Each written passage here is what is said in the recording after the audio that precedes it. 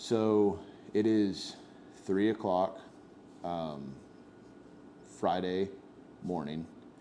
We put these briskets on Thursday evening around like 8:30-ish.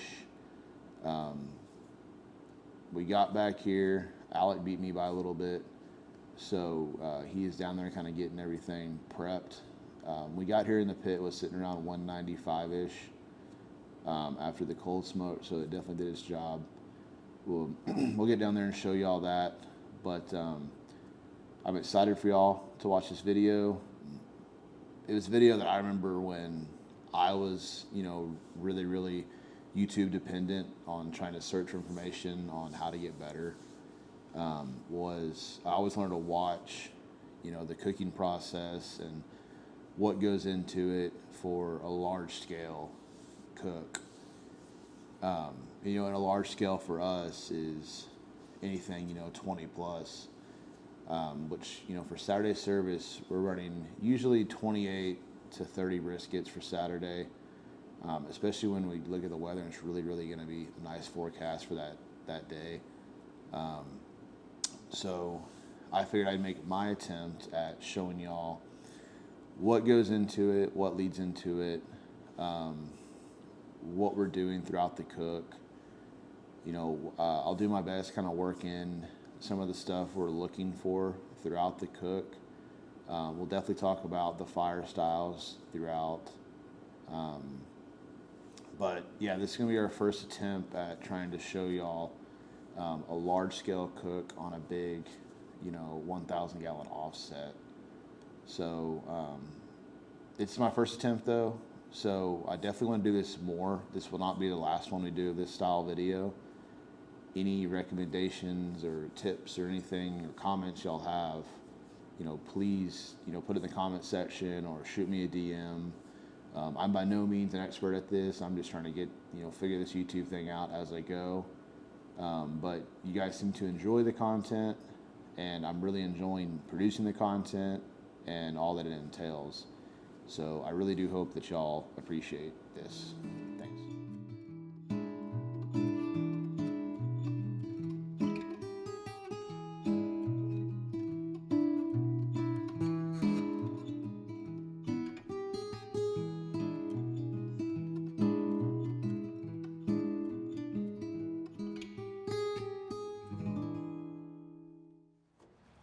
So the dad's a rapper now? Or the son's a rapper? The son's a rapper, yeah. The son's a rapper. He made this track. It sounds like an old 2000s, like New Orleans rap styles track, like Manny Fresh, Juvenile. But it went viral. You probably have. You just it's going on like every freaking TikTok and Instagram right now. I would have put out like a barbecue video with that song. What's the song? What's it called? It's called Tweaker. Yeah. Sing it for me. How's it go? I can't. He's like, I'm a swerve and hit the road. It's some dirty South. I've never heard that song. Dude, it's a nice track. I remember when I heard it, I was like, that sounded like a Cash Money song I forgot about or didn't hear from back in the day. And I started hearing it more and more. I was like, all right, this has to be a new song. That's not what I'm saying. You're saying it's the dad's doing it though? Or the son's doing it? No, so like maybe 6-7 years ago, there were these 3 brothers. They're all different ages.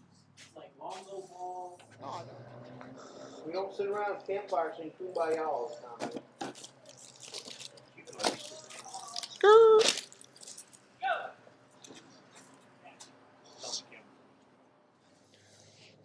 could have picked a better piece, bro. I know what the I'm doing. Bleep! Are we recording? You should on purpose. Oh, we live in this? You should on purpose. You should make the bleep like completely off time.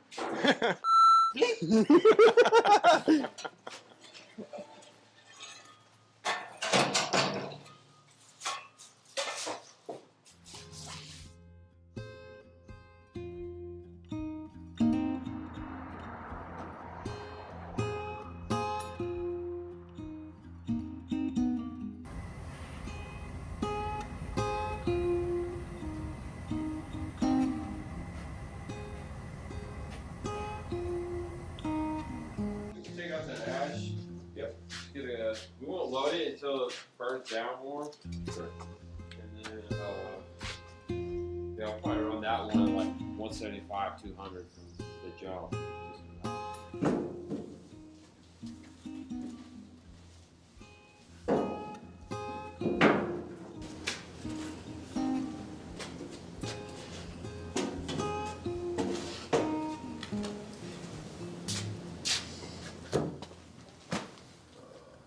It's about 3:45.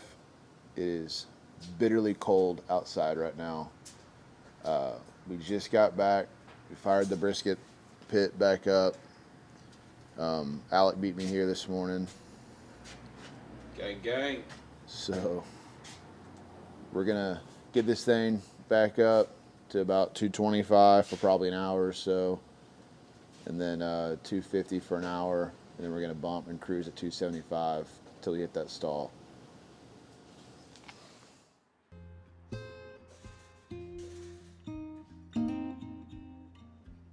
Not my kind of weather. I like warm, sunshine.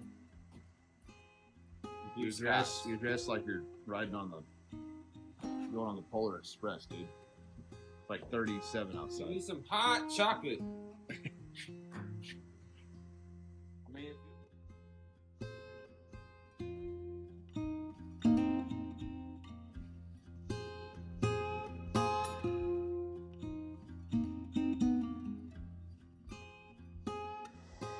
All right, so it's about 6 o'clock now.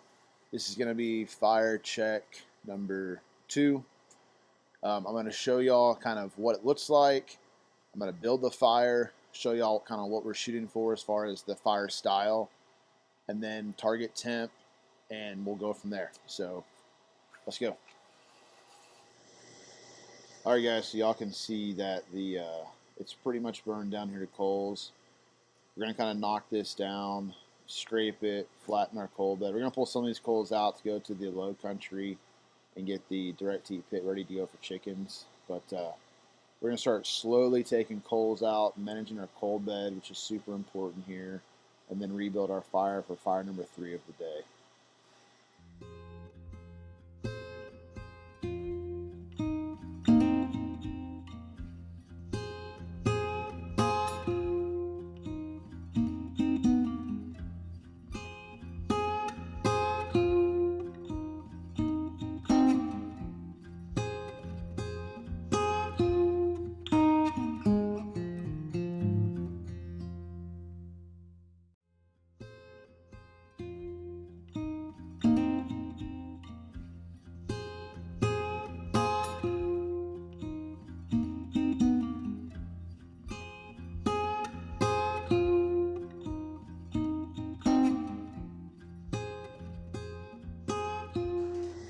All right, so a couple really important notes here, and I'm about to show you all this fire is, A, we are taking coals out and trying to manage the size of that coal bed.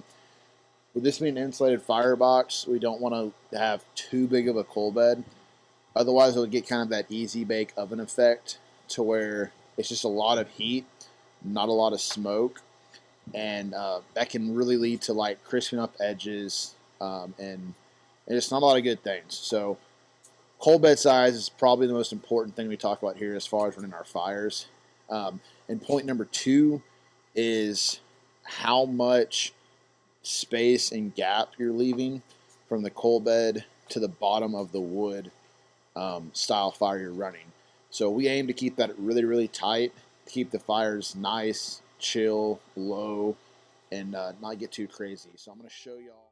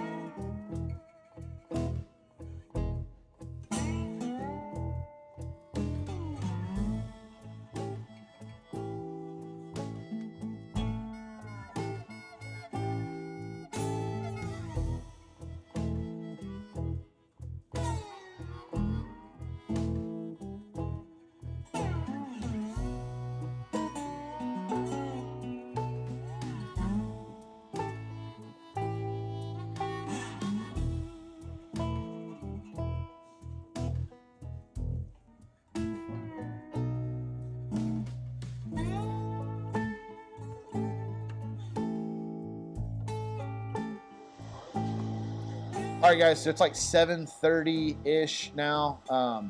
We've already built 3 fires this morning, all that same standard style. 3 to 4 logs on the bottom, real tight to the coal bed, not a lot of airy gaps, and then like 1 greenish log up top. That's been keeping us at like 250, 260. So at this point in the day, this is when we go through and we're going to tip all the briskets if there's any that are pooling. We're also going to get some foil paper out and foil tip the front and back far tips of the briskets, just to kind of help, prevent any potential, getting too crusty or like hard on the tips throughout the cook. So we still have a long way to go through this cook, but we're going to hop in now and get these things tipped up.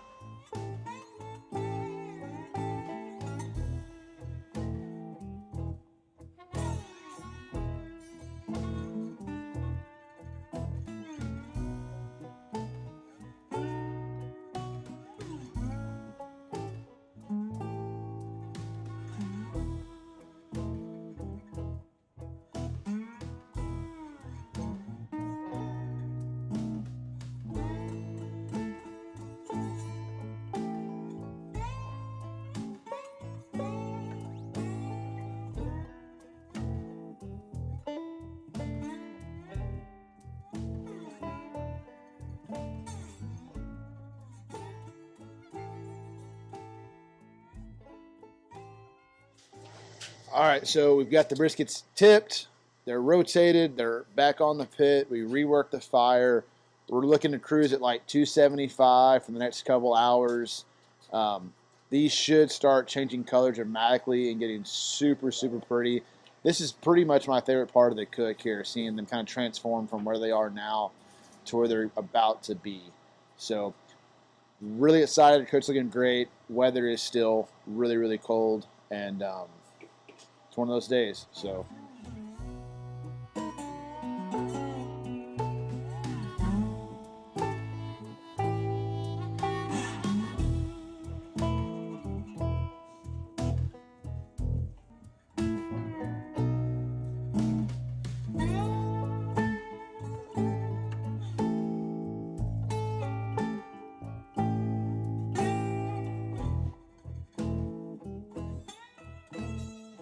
all right, guys, about 11 o'clock now. We are rocking about 275, have been for roughly like 3-ish hours. At this stage in the cook, they've gotten really, really wet. They've really kind of shrunken down. They've really hit that stall and kind of coming out of the stall now. Let's go see how they're looking. So first thing I'm looking for when I open at this stage is pooling. We'll probably do one more tip on all of these to get that last little bit of grease out of there. Color is looking great. Fat is starting to get nice and pillowy underneath that bark, which is a good indicator that we're starting to render some fat now. So like I said, we're temping probably like upper 170s, low 180s. We are coming out of that stall completely now. We're going to do one more push down. We're going to push the briskets from the stack and from the box closer together, kind of meet between these two, the second and third door, to kind of get away from our hot spots in the pit. So we'll shut these back down. We're going to go rebuild our fire. I'm going to show you the last fire style that we're going to rock the rest of the way, and we're going to bump to 300 at this point, and we're going to finish this cook at 300, 315 until these things come off and they're done. All right, so a couple really key points here with the fire style we're trying to maintain. So we talked earlier about really keeping that gap between the coal bed and the bottom logs as small as we can. We run that style the entire time for this cook that long. We're trying to minimize how big and how fast and the velocity of the fire coming out of there, and we're trying to resist that like residual heat coming out of the firebox. So that's why we're always kind of shrinking the coal bed, adding more wood to it, keeping that residual heat down from the firebox, trying to keep our flames down at the same time. And that does two things for us. So it keeps it from getting burnt and crisp up on the edges, and also like vastly overshooting the proteins temperature-wise quicker than we anticipated. So really focus on those principles when you're running your pits, especially the bigger pits. The backyard pits are not as forgiving as our big 1,000 gallon is, but it's the same principles they apply to any cooker you use. That was hot. Look right here. Go look right there, you'll see it. Don't hit the tripod.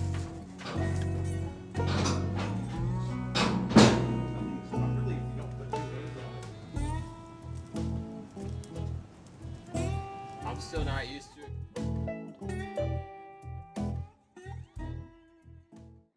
All right, so it's about 1 o'clock. I just opened up these doors. I've got a couple that are ready to pull off.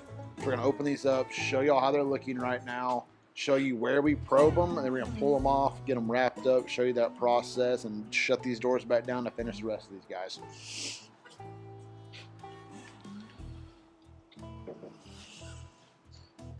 So we are looking to probe dead center of that brisket, and we were looking for an ideal temp of 195, really no higher than 199, 200. 200 is like the max we will pull here at Bar-A. So we're gonna get that guy off, tallow down, wrap it up. We'll show that process. We're gonna keep on chugging along.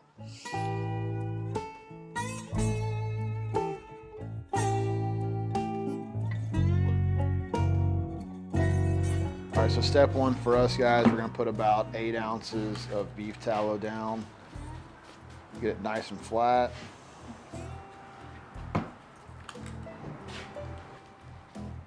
Set that brisket on there that we just pulled. Check out the bark. It's looking beautiful. We'll get it wrapped up. We go side to side and then we crimple around the edges, make sure it's nice and tight. Eliminate all the extra dead airspace you can. This kind of helps keep all the edges nice and soft during that process. So.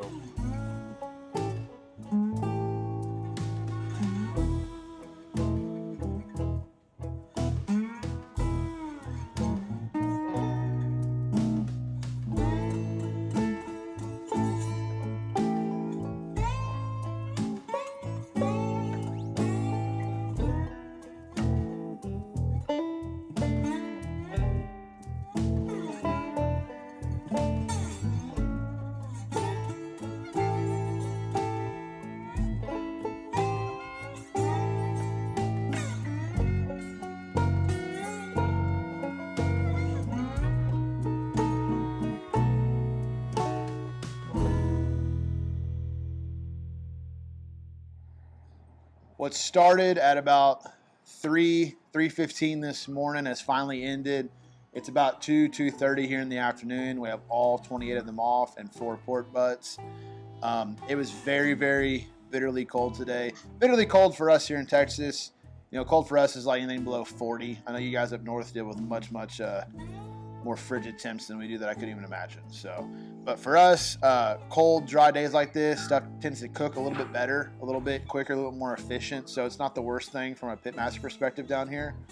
But I thought the cook went great. The biggest takeaways, guys, that I think a lot of y'all can see is that it doesn't really matter if you're cooking on 1,000 or a 150-gallon backyard pit. The fire management principles still apply as far as keeping your coal bed the right size, keeping your splits the right size, depending on how big the firebox is. You know, keeping your gaps tight, keep your fire nice and controlled and calm. Those apply no matter what size cooker you're actually cooking on. So if you take those and apply it to your game, then you're going to see much better results. At the end of the day, this was a very easy cook. We don't do a lot, as y'all saw. It's really just kind of keep your temps fairly steady as best you can and just cook them till they're done. We're trying to pull at a target temp between 195 and like 200, dead middle of the brisket. We pull them, we wrap them in tallow and foil, and then we let them rest down to 140. These will probably spend about an hour to 2 hours sitting out. We're gonna get those put in the warmer tonight. We'll come back here tomorrow. Thanks for following along, guys. Please like, share, and subscribe. It helps us out a ton. I've got some links in the description below for some of our great sponsors of the show as far as Rio Spices. They're a great family company. They're in Huntsville, Texas, and they make a great product we've been using every day here at the restaurant for almost 2 years now. So guys, thanks again. Take care and God bless.